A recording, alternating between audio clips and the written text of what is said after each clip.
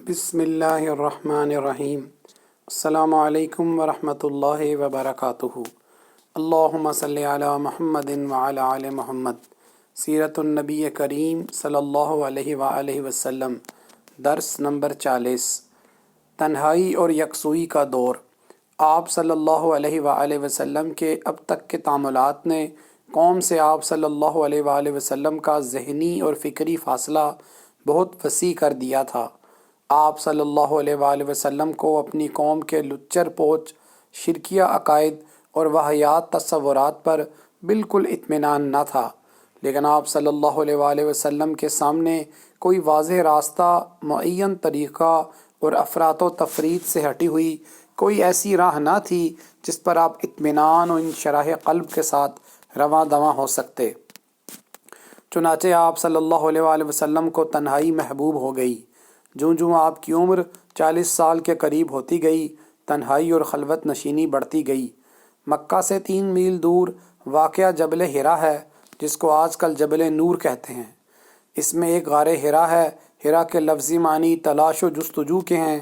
اس غار کا طول 4 گز اور عرض 2.25 گز تھا۔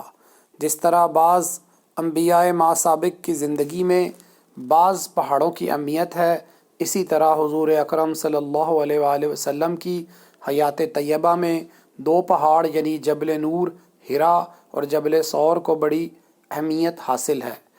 جبل حرا کی اس لیے کہ بعثت سے قبل آپ صلی اللہ علیہ وآلہ وسلم کا دورہ تحنث اس مقام پر گزرا تھا، اور غار ثور کی اس سبب سے کہ مکہ سے مدینہ ہجرت کر کے جاتے وقت آپ صلی اللہ علیہ وآلہ وسلم نے 3 دن وہاں قیام فرمایا تھا۔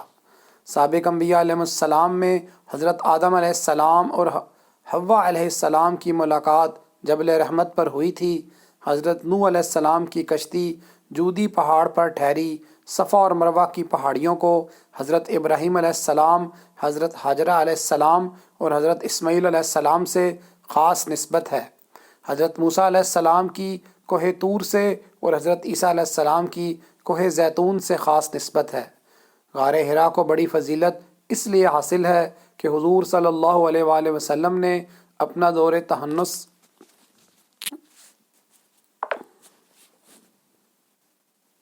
یہیں گزارا، اور یہیں حضرت جبریل علیہ السلام آپ صلی اللہ علیہ وآلہ وسلم پر پہلی وحی لے کر آئے۔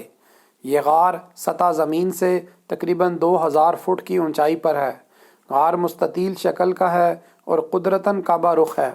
اندر سے تقریباً 4 گز لمبا، 2.25 گز چوڑا اور اتنا اونچا ہے کہ ایک آدمی کھڑا ہو کر آسانی سے نماز ادا کر سکتا ہے۔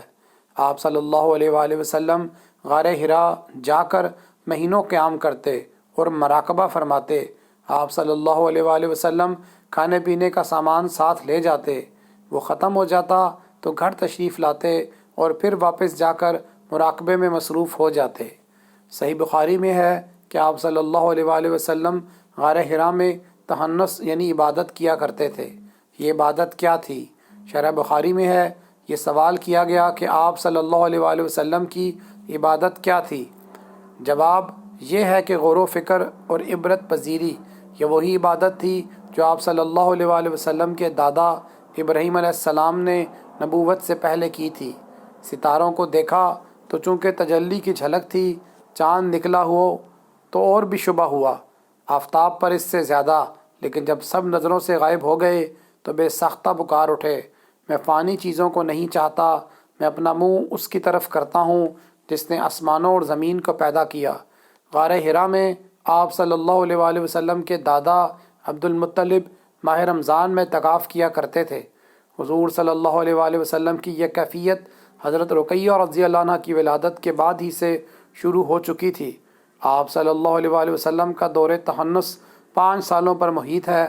5 برس کا زمانہ اسی شوق عبادت اور توجہ اللہ میں گزرا، مگر آخری 6 مہینے میں گویا آپ صلی اللہ علیہ وآلہ وسلم ہماتن عبادت الہی اور غار حرا کی خلوت نشینی ہی میں مصروف رہے، اور اسی 6 مہینے میں روایہ صادقہ کا سلسلہ بلا انقطاع جاری رہا۔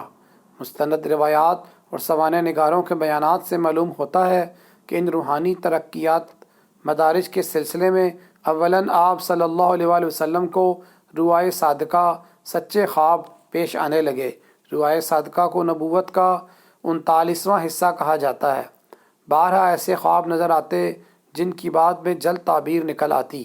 40 سال ہونے کو آئے تو قدرت کی طرف سے وحی و الہام کے لیے تیار کیا جانے لگا، اور رسول امی صلی اللہ علیہ وآلہ وسلم کو رب العالمین نے چاہا کہ رحمت للعالمین بنا دے۔ سیرت مصطفیٰ مولانا محمد ادریس کاندہلوی رحمۃ اللہ علیہ۔ آج کے درس سے کچھ سوالات۔ جبل حرا مکہ سے کتنی دور تھا؟ حضرت آدم اور حوا علیہ السلام کی ملاقات کہاں ہوئی؟ جزاک اللہ خیرہ۔ السلام علیکم ورحمۃ اللہ وبرکاتہ۔